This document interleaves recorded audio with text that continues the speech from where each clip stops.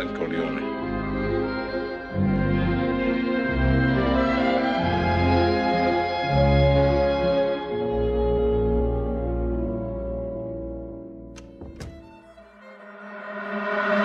There's a version of Michael Corleone that never becomes the Godfather. He goes to college. He marries Kay. He builds something clean, something far away from his family's world. He had the intelligence. He had the will. He had every reason to walk away, and he chose not to. That one choice, made in a hospital corridor on a cold night in 1945, set in motion everything that followed. Every betrayal, every loss, every version of himself he would become and then discard. Today, Dark Lens looks at the man who understood power better than almost any character ever written, and how that understanding destroyed everything he loved. Most people remember Michael Corleone as a Don, as a ruthless, calculating patriarch who eliminated his enemies without hesitation. They forget who he was before that. Michael was the youngest Corleone son, the decorated war hero, the one his father Vito never wanted in the family business, the one who was supposed to represent something different, a Corleone who belonged to the legitimate world. He was brilliant, disciplined, emotionally controlled in a way his brothers could never manage. And here is the first thing most people miss about him. Michael was never innocent. The innocence was a choice, a performance. The same way he later chose to be ruthless. He first chose to be clean. Both were decisions. Both were masks. From the very beginning, Michael Corleone understood exactly how the world worked.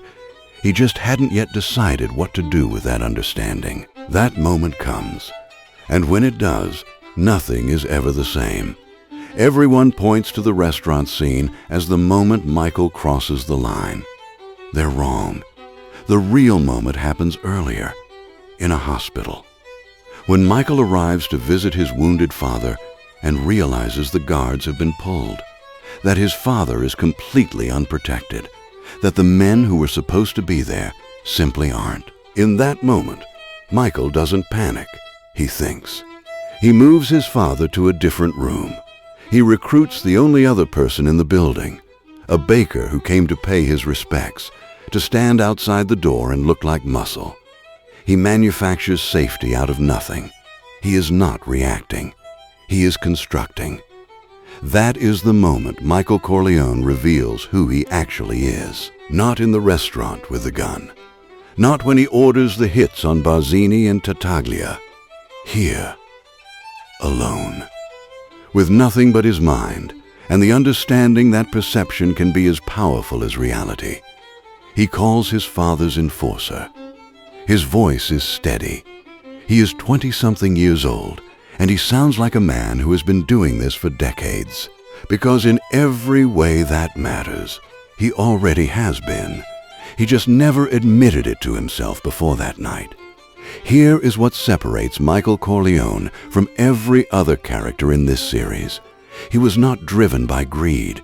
He was not driven by ambition. He was not driven by the hunger for status that consumed men like Sonny, like Frido, like every rival family around him. Michael was driven by loyalty.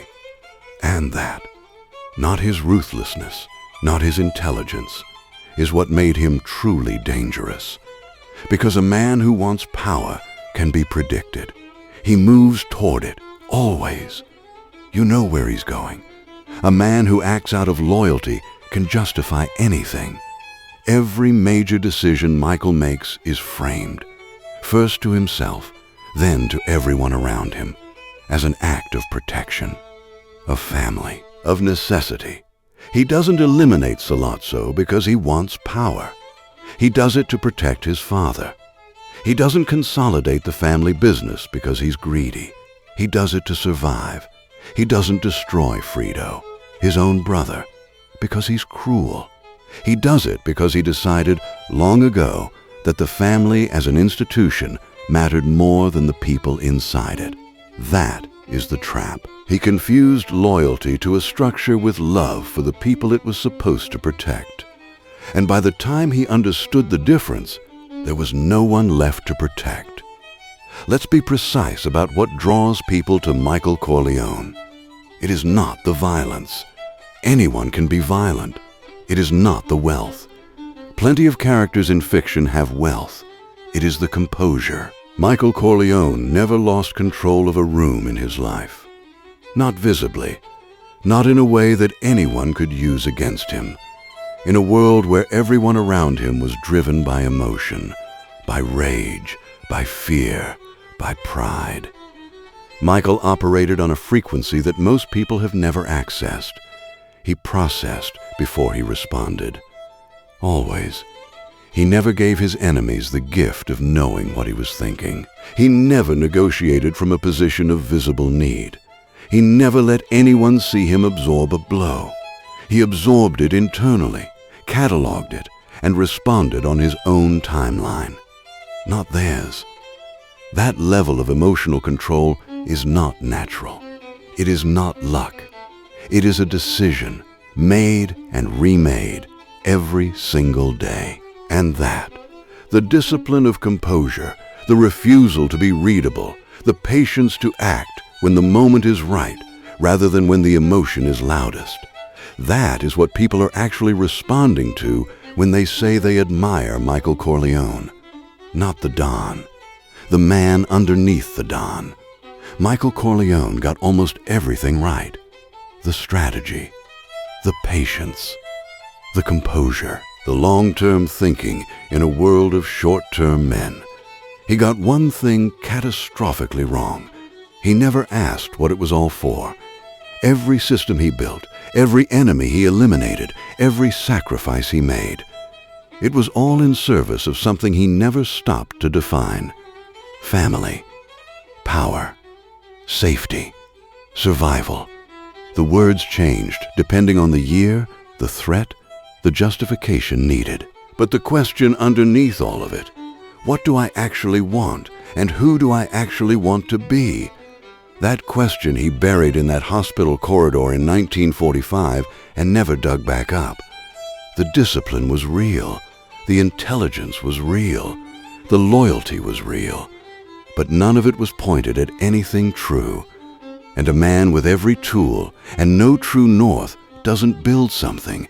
He just maintains it until there's nothing left to maintain. That is Michael Corleone's real lesson.